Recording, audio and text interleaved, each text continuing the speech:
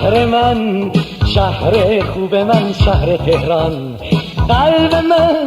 قلب من دور از تو میمیرد اینسان. آوای تو هر دم همین میافکند در گوشم، اما من دور از تو چنین پژمرده و خاموشم.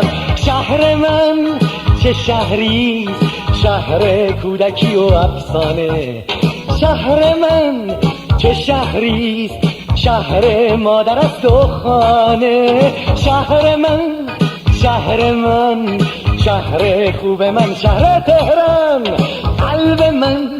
قلب من دور از تو میمیرد اینسان. زمانی گذشته را در خاطرم میآوری، زمانی آینده را با غم ها و شادی ها.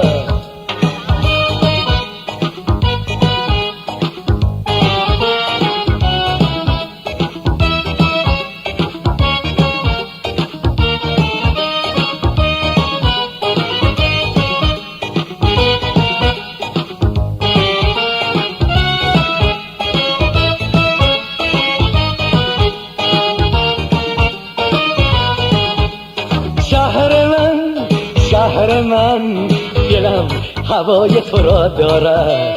عشق من چون باران روی آسمانت میبارد. گه تلخی گه شیرین، گه اندک و گهی بسیاری، گه چون غم یا شادی درون سینم جا داری. اکنون من آوازی برای شهر خود میخوانم.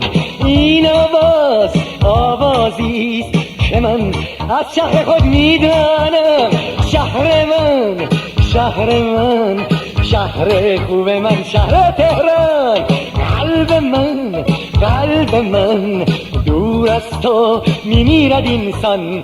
زمانی گذشته را در خاطرم میآورد.